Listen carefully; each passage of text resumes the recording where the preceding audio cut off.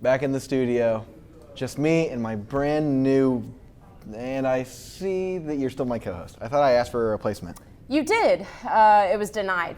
With that said, if we're going to continue as co-host, I think we need to lay down some ground rules. Ground rules? What are we, married? I have a few in mind.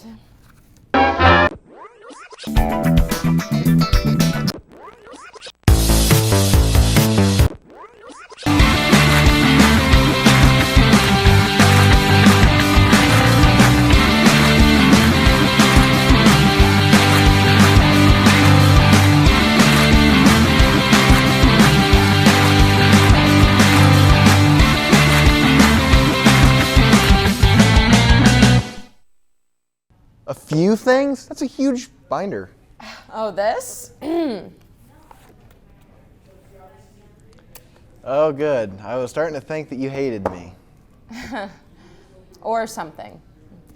You see, Owen, about your segments, they're kind of, how do I put this, boring. Boring? We've only done this one time. This is the second episode, and Blade Runner was a cinematic masterpiece. First impressions are always everything. Oh, I see what this is. You just hate me. Hate you? Oh, that is ridiculous. I do not.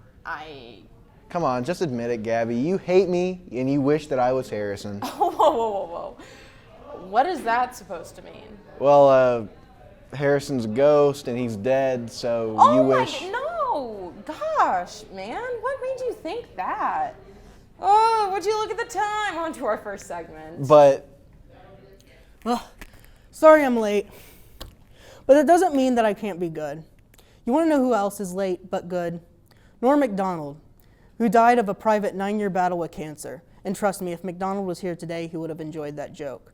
MacDonald was known for his masterfully deadpan delivery, a trait which earned him the Weekend Update anchor on SNL from 1993 season 19 to 1998 season 24. In fact, his firing from the program was one of the most high-profile departures the show had ever faced up to that point, with MacDonald alleging that his ousting was the result of his taking the piss out of NBC's executive Dan Olemeyer's close friend O.J. Simpson on the Update segments.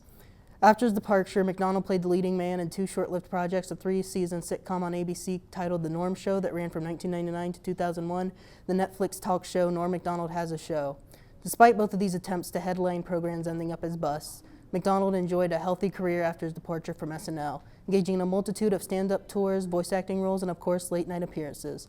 Many of MacDonald's industry friends mourned his death on social media, with Conan O'Brien calling him relentlessly and uncompromisingly funny, and fellow SNL alumni Adam Sandler calling MacDonald the most fearless, funny, original guy we knew.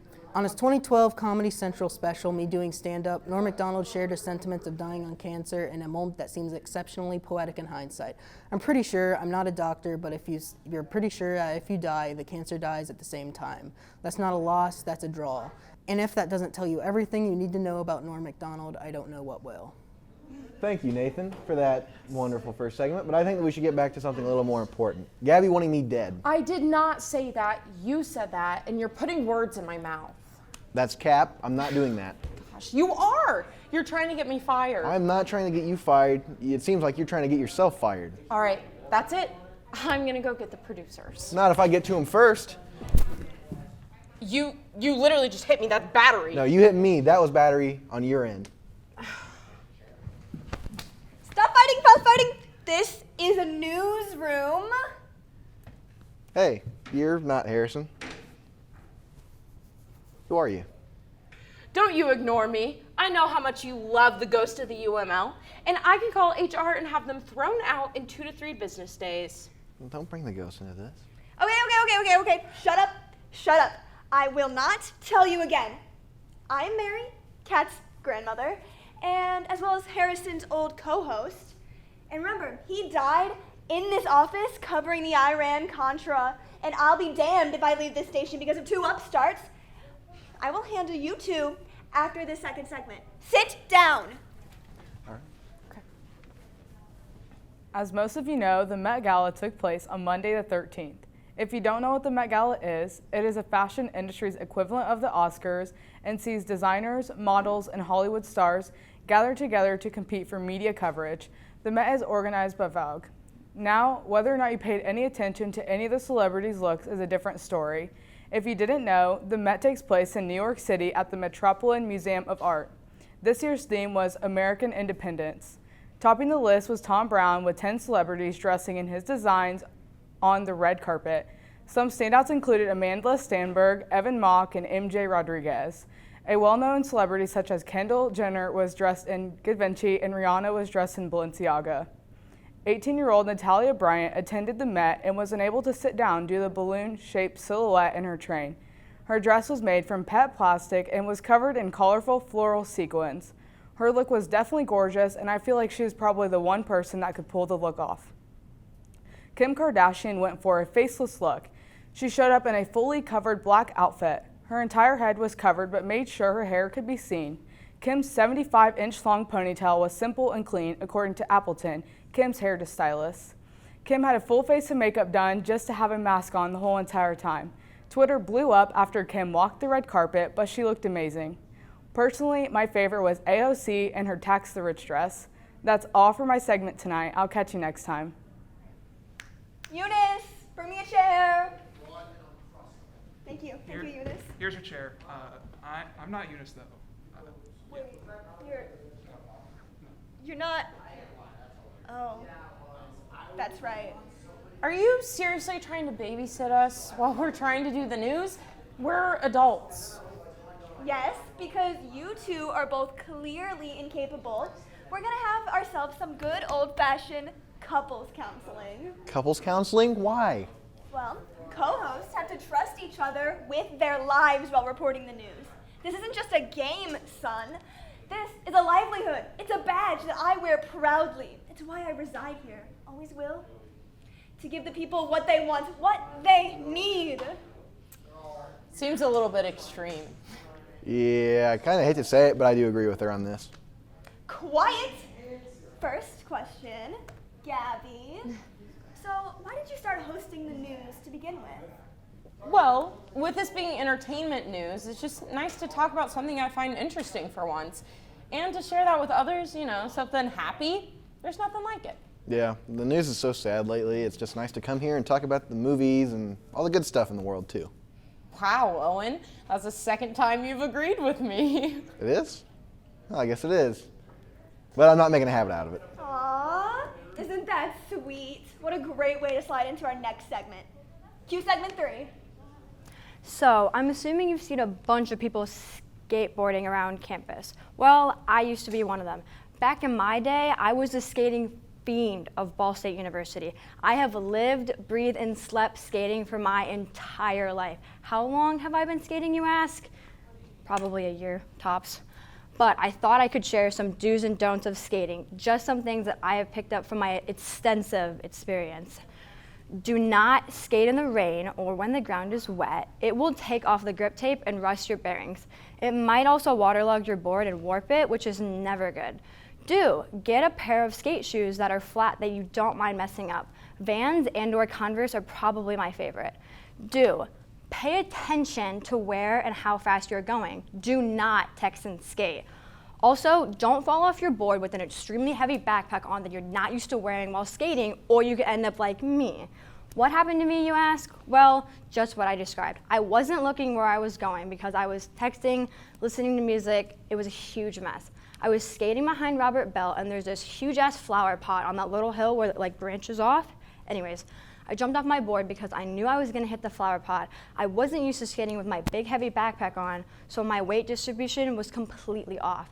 I ended up eating scraping my chin on the sidewalk. Immediately, blood started gushing, but I was skilled enough that I did not get any blood on my brand new Machine Gun Kelly concert t-shirt that I just got.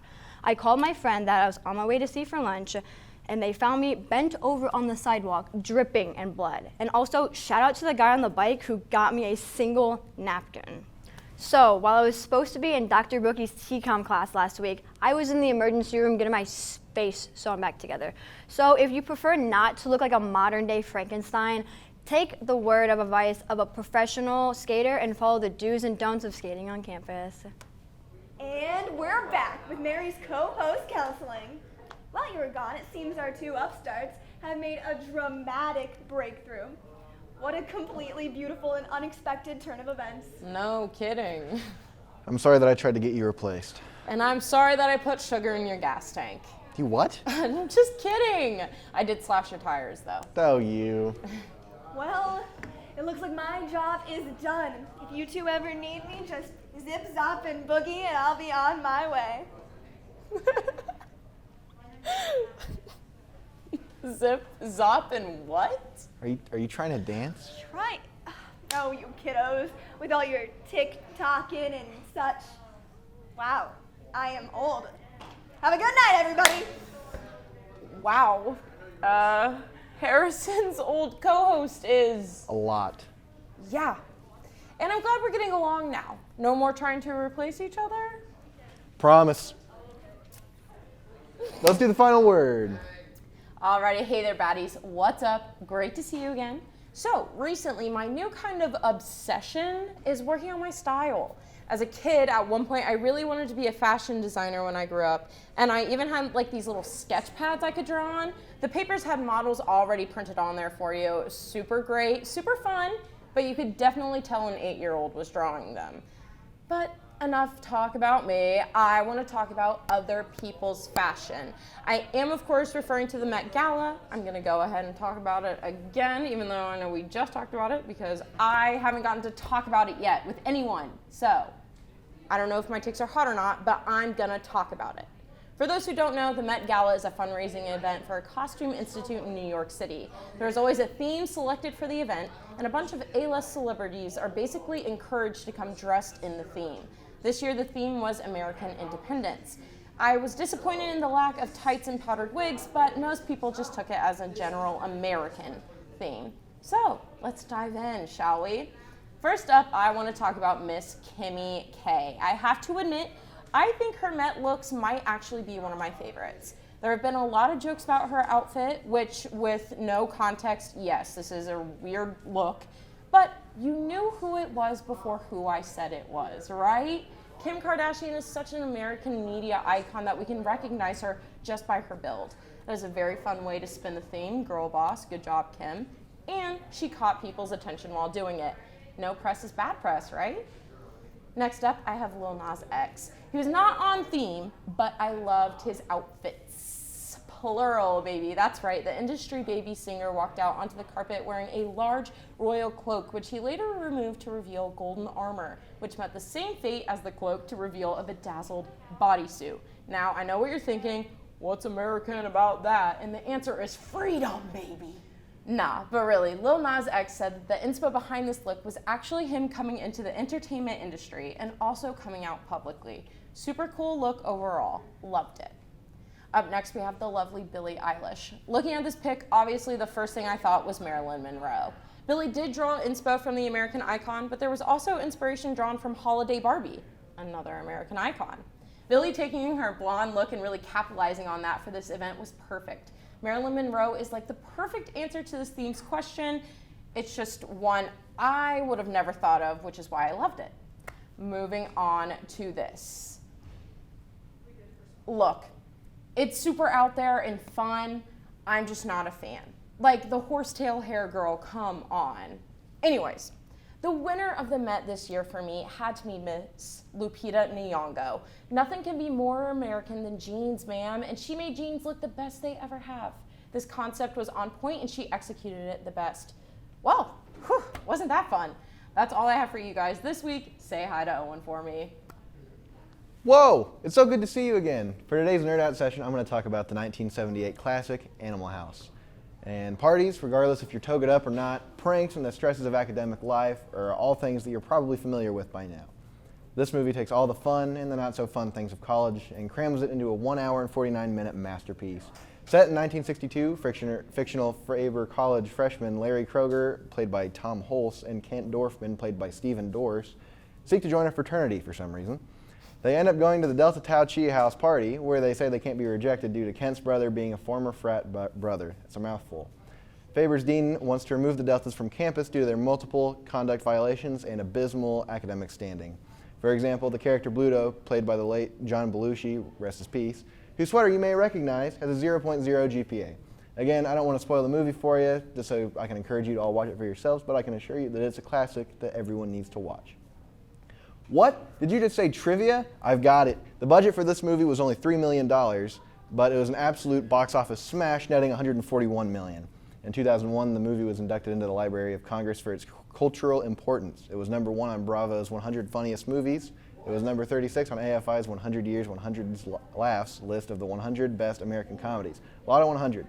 Although I'm not totally sure if those positions are still standing, I couldn't find any updates on those.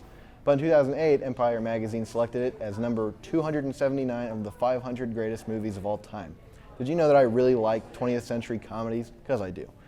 I think that's all I have for this week, but likely I'll be back next week and every week for the foreseeable future. I'll leave you with this quote today, my friends. Fat, drunk, and stupid is no way to go through life. Also, I heard that Gabby said hi. Hi, Gabby. See you again in the main thing. If you want more from us here at Real Deal, you can check out our Facebook, Twitter, and website for all things entertainment. I'm your host, Gabby Kramer. And I'm Owen DeWeese. See you next time on The Real Deal.